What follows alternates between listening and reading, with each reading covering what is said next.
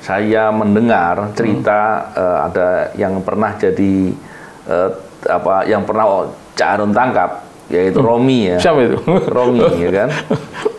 Terus kemudian nyebut nama Cak Harun, saya bingung. Waduh, saya mau tanya sama Cak Harun nih nanti. Makanya kesempatan sekarang saya mau tanya. Itu kasusnya gimana sih, Cak? Berapa sih terimanya itu, Cak? Yang di OTT itu?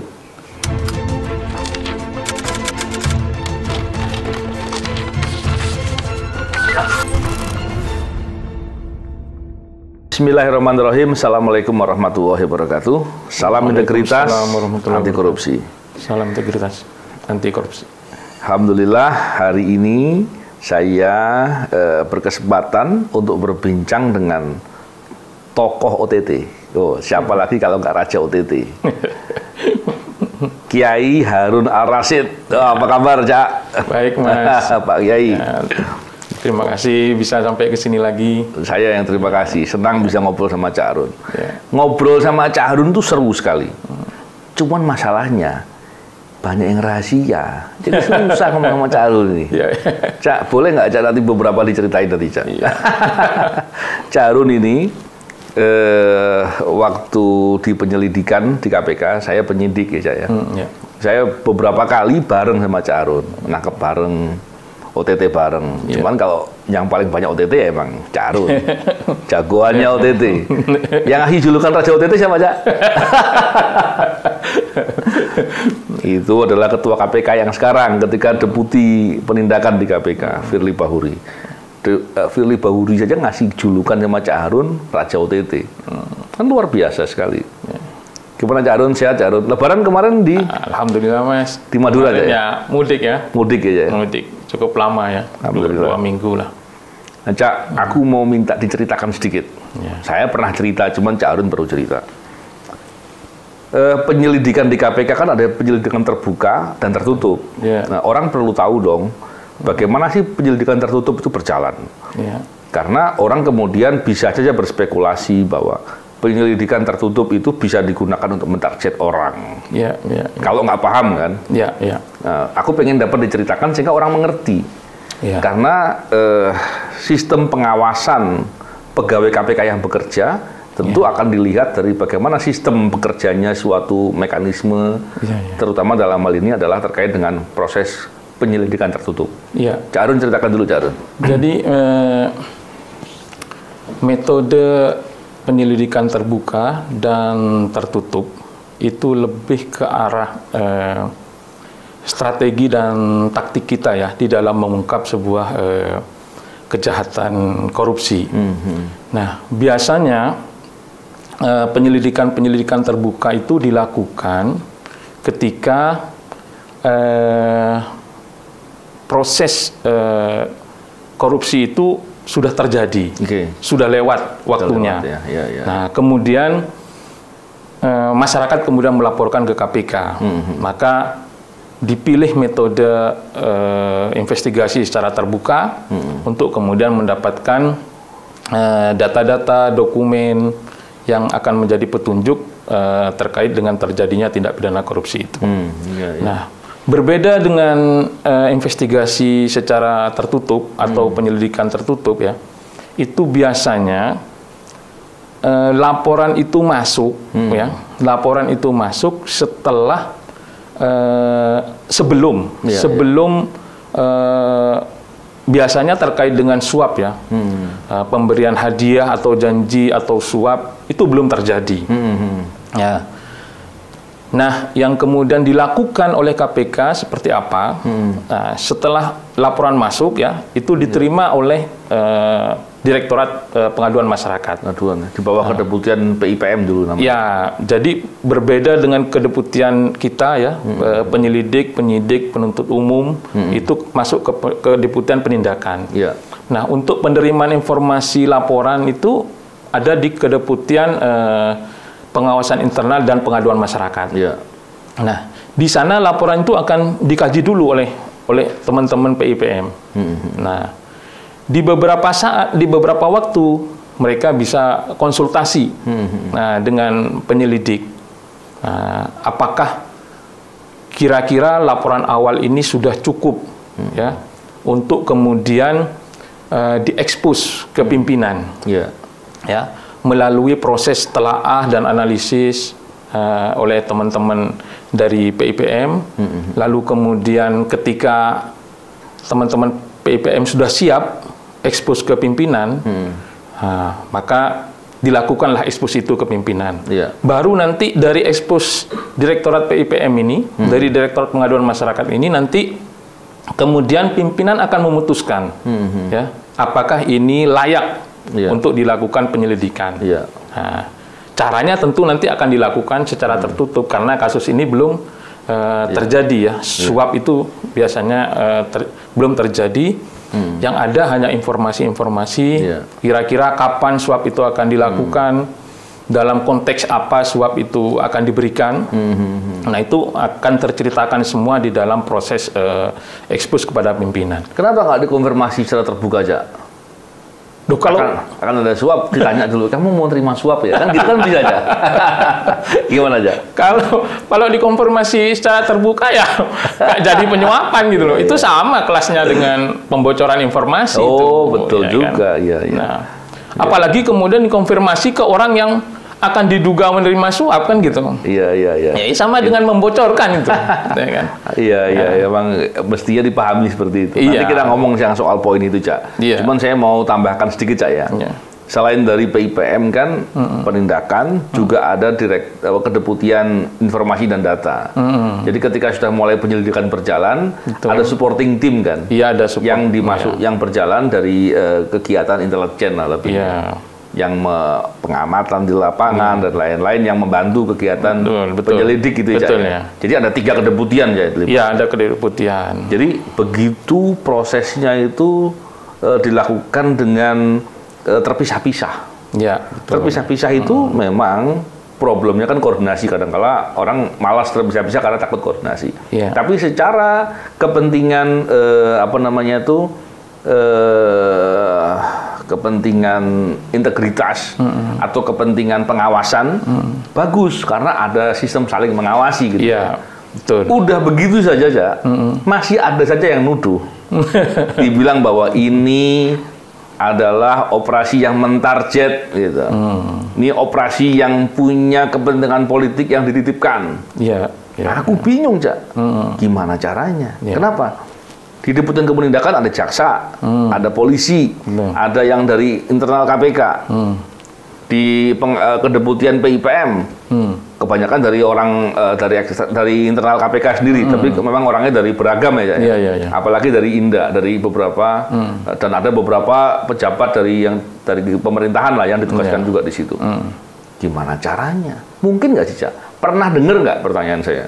Pernah dengar nggak, Cak Harun yang sudah lebih lama dari saya di KPK kan? Pernah dengar nggak ada isu itu di internal KPK dulu? Ya, sepanjang pengalaman saya ya pribadi ya, di dalam proses penyelidikan, utamanya dalam penyelidikan tertutup. Penyelidikan tertutup ini atau yang dikenal oleh masyarakat itu OTT ya. Ujungnya itu kan sebenarnya prosesnya panjang ya. Nah, prosesnya panjang, kemudian mengikuti prosedur tadi, di mana itu ada semacam direktorat yang saling mengawasi ya, antara pengaduan masyarakat, kemudian Direktorat Inda ya, yang kemudian melakukan penyadapan dan lain-lain, kemudian melakukan boxing di lapangan. Itu semua sebenarnya terpisah di dalam proses bekerjanya itu, masing-masing itu terpisah. Tetapi dari Direktur Penyelidikan itu yang akan menggunakan data-data itu, gitu loh. Rasanya kok sulit ya. Kalau ada kemudian adanya intervensi politik atau ada upaya untuk mentarget seseorang. Nah, memang proses penyelidikan tertutup itu intinya sebenarnya akan menjadikan orang itu sebagai sasaran, sebagai target yang akan ditangkap pada akhirnya. Tapi baru hipotesa ya. Cuman kalau kemudian ada datang pesan dari luar, tolong orang ini ditangkap misalnya. Kalau tidak ada informasi-informasi awal yang menunjukkan dia sebagai pelaku yang akan melakukan tindak pidana penyuapan atau penerimaan hadiah janji, bagaimana mungkin di dalam proses analisis dan telah itu bisa ada di situ. Dan pastinya ada fakta perbuatan yang bersangkutan betul-betul berbuat. Betul. Itu pasti ada hipotesisnya dulu. Pasti ada dugaannya, ada dugaan kuat orang ini akan berbuat tindak pidana penyuapan gitu loh. Harus ada itunya. Tanpa itu kan ada kolom-kolom. Kalau Mas Novel juga lihat ya. Nah, itu kan ada kolom-kolom telaah ya. Iya, betul. Nah, siapa yang berbuat, di mana akan terjadi, dugaannya berapa yang akan diberikan, ya kan? Nanti kaitan uang ini dengan perkara apa, gitu. Bagaimana kemudian orang tidak melakukan dugaan, tidak punya dugaan apapun, kemudian akan dimasukkan di dalam kolom-kolom itu. Iya. Apalagi di KPK kan ada budaya kerja zero tolerance. Saling melaporkan itu suatu hal yang lazim, setahu saya begitu. Di KPK itu nggak ada namanya jeruk makan jeruk, nggak ada masalah dengan jeruk makan jeruk. Gitu. Memang di sana emang saling melaporkan dan itu suatu hal yang bukan hal yang bukan hal yang tabu gitu. Tapi suatu hal yang wajar kan gitu ya, Cak ya. Makanya ketika kemarin saya mendengar cerita ada yang pernah jadi yang pernah Cak Harun tangkap, yaitu Romi ya. Siapa itu? Romi ya kan. Terus kemudian nyebut nama Cak Harun, saya bingung. Waduh, saya mau tanya sama Cak Harun nih nanti. Makanya kesempatan sekarang saya mau tanya. Itu kasusnya gimana sih, Cak? Berapa sih terimanya itu, Cak? Yang di OTT itu? Kasusnya sudah ada putusan kan, artinya terbuka kan? Ya sebenarnya kan kasusnya Mas Romi ini kan sudah cukup lama ya, 3 tahun yang lalu ya, 2019 ya. Oh iya, 4 tahun lah Cak. Ya, 4 tahun yang lalu. Itu kira-kira bulan Maret ya. Nah, jadi untuk kasusnya Mas Romi ini memang seperti yang saya sampaikan tadi. Ada informasi dugaan, ya. Ada penyelenggara negara yang akan menerima suap. Suapnya itu terkait apa? Ya kan? Yang saya ingat pada saat itu informasi, ya, informasinya tentu dari informan ya, dan kita dari kadang memang, pelapor itu kita memang merasa bersyukur ya. Terkadang informan itu datang dari dalam, sehingga dari dalam institusi. Nah, itu biasanya datang dari dalam. Oleh karena itu, kalau informan itu datang dari dalam, itu informasinya pasti A1 nilainya. Valid gitu. Lah, ya. Karena valid, karena dia tahu proses itu. Ya, dalam suatu organisasi atau suatu lembaga atau apapun, pasti banyak orang yang baik, hati nurani, yang merasa gerah, Mas. Iya, merasa gerah dengan kejadian yang nggak benar ya. Iya. Jadi kalau secara singkat pada saat itu laporan masyarakat itu menyatakan bahwa ada proses seleksi ya, proses seleksi untuk jabatan tinggi pratama. Di situ beberapa kanwil itu kosong. Ini Kakanwil ya, Kakanwil Kemenak ya, Kementerian Agama itu kosong.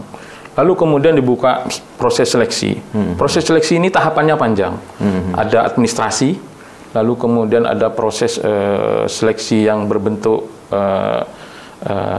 tes tertulis, lalu kemudian terakhir nanti ada wawancara. Nah, untuk jabatan tinggi pratama ini keputusan terakhir itu ada di Menteri Agama. Nah, beda dengan jabatan tinggi Madya itu yang ada di Presiden ya. Jadi kalau untuk tinggi pratama ini digodok oleh tim, lalu kemudian nanti Kementerian Menteri Agama yang akan memutuskan terakhir. Nah, informasi ini cukup valid ya.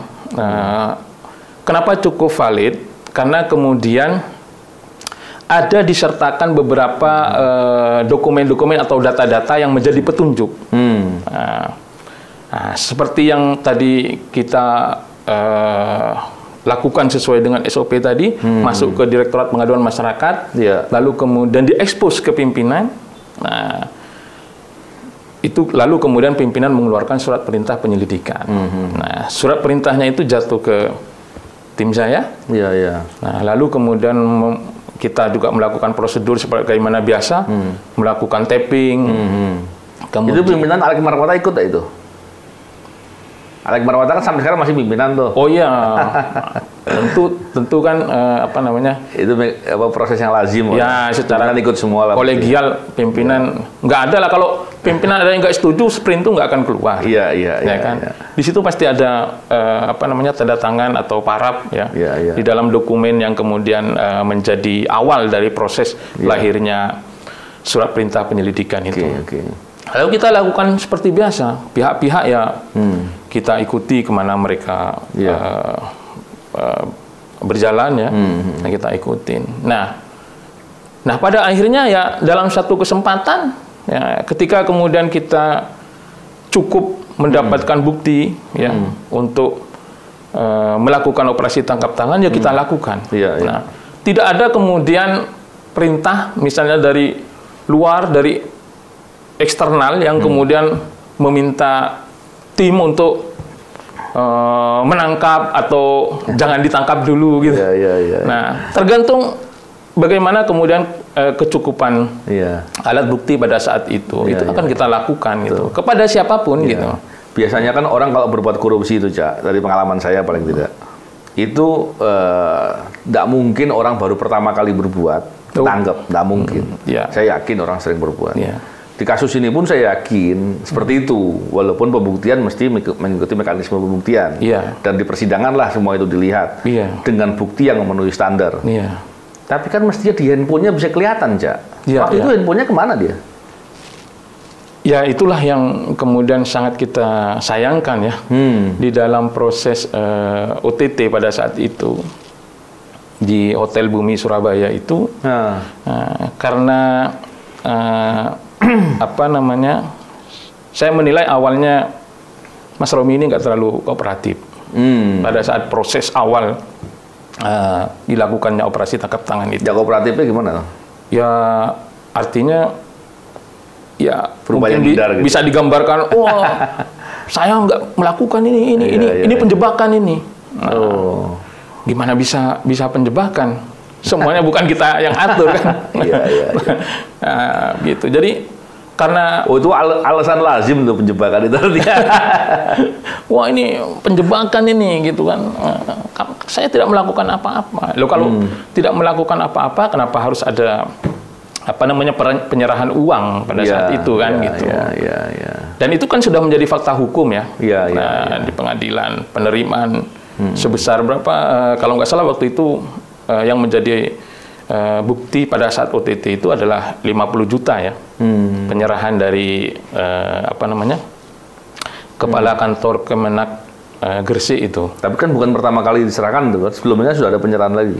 Iya, jadi begini Mas, seperti yang biasa terjadi, terlalu banyak alasan yang memungkinkan seseorang itu akan apa namanya, menggunakan itu agar dia bisa terlepas. Kalau pertama dia melakukan, lalu kita pada saat itu langsung melakukan operasi tangkap tangan, maka kita tidak memiliki petunjuk lain terhadap profil orang ini. Jadi profil orang ini benar-benar sudah dilakukan sedemikian rupa, sehingga memang yang sering kita lakukan adalah ketika orang itu sudah menerima pemberian kesekian kali, baru kita lakukan operasi tangkap tangan itu. Sehingga sulit kemudian orang itu membantah. Nggak bisa ngelak lagi. Nah, orang itu nggak bisa ngelak lagi. Kecuali dia berbohong kan. Nah, enggak, ini kemarin apa gitu kan. Nah, pasti mereka itu berbohong pasti gitu. Di titik awal psikologisnya mereka itu pasti akan menolak. Di titik awal ya. Nah, pasti akan berusaha menolak. Tapi ketika kemudian kita beberkan, ya kan, loh, penerimaan yang bulan lalu itu apa? Kan gitu. Nah, kita akan cerita itu penerimaan sebelumnya itu, sehingga ketika kemudian pada saat OTT itu kemudian ada penerimaan kembali, udah susah mau beralasan apa kan gitu. Udah biasa, terlalu biasa melakukan penerimaan itu. Nah, sehingga dimungkinkan apa? Ada penerimaan-penerimaan besar yang nilainya fantastis. Nah, itu masih kita hanya profiling saja ya. Nah, tetapi ada kalanya juga pada saat OTT itu penerimanya kecil, gitu. Nilai rupiahnya kecil. Penerimaan-penerimaan yang besar itu sudah lewat. Nah, itu juga tergantung situasi dan kondisi pada saat itu. Ya. Itu masalah strategi ya di dalam melakukan OTT itu. Nah, bisa saja posisi tim itu tidak bagus untuk melakukan proses OTT. Bisa saja. Jadi kalau ini terpaksa dilakukan pembungkusan, alat bukti ini bisa hilang. Nah, gitu. Susah juga memang ya. Susah juga. Meskipun di komunikasi sudah nyata bahwa pemberian itu terjadi. Bahkan sebelum pemberian pun terjadi, itu biasanya kan dia janji ya. Memberikan janji. Nah, lalu realisasinya kan nanti barang saat itu akan saat pemberian. Nah, yang menarik nih, pada saat pemberian itu terkadang posisi tim tidak bagus gitu. Nah, nggak bisa dapat gambarnya atau nggak bisa nanggep saat pemberian itu. Nah, barang buktinya karena berikannya mesti cepet kan. Nggak mungkin dia memberikan pakai tanda terima, ya kan? Atau dia memberikan di tempat yang mudah diakses, pasti tempatnya tersembunyi gitu ya, Bukankah kita dulu pernah pengalaman itu nangkep di mana Sulawesi Tengah itu kan? Buol. Buol yang kemudian ya kan uangnya tidak kita bisa karena posisi kita pada saat itu betul. Kasus Buol pun penyerahannya waktu itu lolos gitu saat penyerahannya. Tapi kan kita bisa mendapatkan bukti catatan dan bukti yang menunjukkan setuju menerima. Ini menarik sekali itu. Saya ingat betul itu. Jadi timing itu penting ya Mas. Timing pada saat kita melakukan operasi tangkap tangan itu sangat penting gitu. Dan saya ingat, Cak, saya pernah diminta untuk bersaksi di pengadilan atas suatu kasus korupsi OTT juga. Waktu itu dari pihak terdakwa, begitu juga penasihat hukumnya, itu mengatakan bahwa kenapa sebelum penyerahan penyelidik tidak mencegah dulu. Nah, itu ada. Dan kemudian saya menjawab di pengadilan di depan hakim, jaksa dan tentunya penasihat hukum dan para terdakwa dan terdakwanya. Saya bilang begini, bahwa penyerahan atau suap suap itu kan ada dua jenisnya, memberi dan menerima. Itu dua delik yang berbeda. Perbuatan yang dimaksud menerima suap itu dalam KUHP namanya anemen, bukan onvangen. Onvangen itu menerima di tangan. Anemen itu setuju menerima, kurang lebih begitu. Aku dulu kuliahnya hukum pidana aja, jadi aku bisa cerita sedikit. Nah, ketika bicara anemen, ini selaras dengan undang-undang pemberantasan tindak pidana korupsi di Undang-Undang 31 dan Undang-Undang Nomor 20. Di situ disebutkan barang siapa menerima hadiah atau janji. Kalau janji kan ucapan. Ucapan sama seperti anemen. Setuju menerima. Setuju kan sikap. Bisa juga ucapan gitu. Itu janji gitu. Kaitan dengan itu, saya bilang di pengadilan bahwa pelaku kejahatan, pelaku tindak pidana korupsi menerima suap sebagaimana yang didakwakan atau dituntutkan kepada terdakwa ini adalah perbuatan menerima suap. Dalam hal ini adalah janji, hadiah atau janji. Sebelum ditangkap, kita punya bukti yang menunjukkan bahwa dia setuju menerima. Sudah ada persetujuan. Sudah ada persetujuan dia menerima. Kalau kemudian ketika setuju menerima ini kemudian diabaikan dan ketika uang mau diberikan dicegah, berarti kita membiarkan kejahatan. Kejahatannya sudah terjadi. Jadi pemberian uang ini seandainya dicegah bukan berarti kejahatannya hilang. Gitu. Ini yang nggak dipahami. Dan ketidakpahaman ini kemudian dipermainkan untuk mempengaruhi persepsi publik. Ini yang khawatir yang perlu dikhawatiri. Oleh karena itu di hal itu terkait dengan hal ini saya waktu itu di pengadilan saya katakan pemberian uang itu akan memperjelas bahwa persetujuan tadi menerima bukan bercanda, gitu kan ya. Kan dia bilang, oh aku bercanda gitu kan, alasannya kan akan begitu. Bukan sesuatu hal yang main-main. Gitu ya. Padahal betul perbuatan. Kenapa? Persetujuan itu ditindaklanjuti dengan pemberian uang. Dan pemberian uang ini menjadi bukti yang konkret dari suatu perbuatan menerima suap. Itulah yang menjadi penjelasan. Dan hakim kemudian menyetujui dan menyatakan itu yang benar. kok masih aja ada hari gini gitu loh, masih ada yang bahas itu lagi gitu. Padahal udah sering dibahas di pengadilan. Ya sebenarnya kan pasal-pasal suap atau janji itu kan sebenarnya sudah fultoid ya. Ketika apa namanya yang memberi janji itu ya kemudian merealisasikan janji itu dengan persetujuannya di dalam komunikasi kan gitu.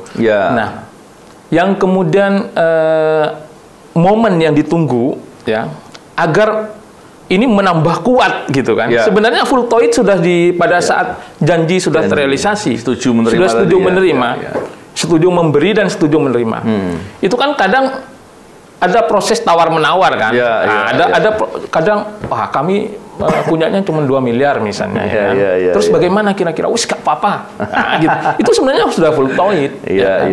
Nah, tinggal kemudian orang itu mencari kesempatan mengumpulkan uang kan gitu. Nah, biar tidak hilang biasanya kita tunggu gitu. Biar apa namanya delik itu benar-benar apa selain fultoid. Buktinya ada gitu ininya. Ya, tapi kalau bicara persepsi tadi ya percuma juga. Kenapa? Karena nanti ketika seandainya kemudian omongan begitu itu direspon gitu. Besok-besok baru menerima janji ditangkap. Dia akan bilang, "Loh, mana uangnya?" Kacau kan ya? Bisa mana uangnya? Saya belum pernah menerima gitu kan. Bisa zong gitu kan. Jadi jadi memang itulah bunga-bunganya ya dalam persepsi tadi. Menarik tadi Cak, dan saya senang sekali Cak Harun bisa memberikan penyampaian karena jangan sampai kemudian persepsi publik itu seolah-olah pemberantasan korupsi itu ditunggangi oleh kepentingan politik. Saya khawatir. Sudah kita merasakan bagaimana pemberantasan korupsi ini dikerjai dalam konteks dilemahkan, dipasung dan lain-lain yang membuat kita tentunya para pemirsa juga yang punya kepedulian dan semangat untuk mendukung pemberantasan korupsi di negeri ini bisa berlangsung baik, itu kemudian nggak sesuai harapan. Udah lagi kemudian orang-orang yang baik dari KPK dikeluarkan, dibuatlah persepsi tadi. Maka penting sekali kita menjelaskan ini. Semoga penjelasan kita bisa dipahami nih, Cak. Dan kemudian kita berharap ke depan pemberantasan korupsi kemudian dihidupkan kembali. Kasihan negeri ini kalau korupsi kemudian merasa bisa leluasa, bisa kemudian berbuat dan terus berlaku korup lagi, itu kan merugikan kita semua. Cak Harun, terima kasih banyak. Sama-sama. Senang sekali bicara dengan Cak Harun, dan tentunya kita berharap di kesempatan lain kita ngobrol lagi. Terima Mungkin kasih. ada satu yang terakhir Mas yang mau saya garis bawahi ya. Ada kalanya ya orang-orang yang sudah pernah ditangkap ya oleh KPK, OTT ataupun pernah menjadi tersangka, terdakwa kemudian menjadi terpidana. Ada 2 macam Mas. Ada yang kemudian ketika kita datang ke lembaga pemasyarakatan ya, kita dipeluknya ya. Nah, terima kasih. Kami kemudian kami dimasukkan ke tempat ini. Kadang LP itu berasa surga ketika orang itu sadar bahwa oh iya saya sudah berbuat salah. Nah, ini adalah lembaga atau arena di mana saya harus memperbaiki diri. Bertobat. Jadi ada pertobatan di situ. Tapi ada orang yang kemudian ketika nyata bahwa putusan hakim sudah ingkrah, ya kan. Lalu kemudian dia menyatakan pada saat dulu itu sebenarnya saya adalah korban politik, nah gitu. Nah, saya ada satu hal yang menjadi bagi saya itu begini. Sebenarnya ada hadis ini, tapi hadis ini marfu, ya. Tapi meskipun hadis ini marfu, artinya hadis ini lemah, tapi ini menjadi asar dari sahabat Umar bin Khattab. Katanya begini. Mangkasaro kalamuhu, ya. Barang siapa yang banyak omong, kasaro syakutuhu, ya. Akan banyak dia kesalahannya. Kalau dia akan banyak ngomong, banyak kesalahannya. mangkasaro sakotuhu kasarot dunubahu. Kalau dia banyak kesalahannya, maka dia banyak dosanya. Nah, mangkasarot dunubahu fannaru aulabihi. Kalau dia kemudian banyak dosanya, ya tentu nerakalah yang paling pantas untuk orang seperti ini. Jadi kita ini negara hukum. Ya. Semua kita harus tunduk pada hukum, ya.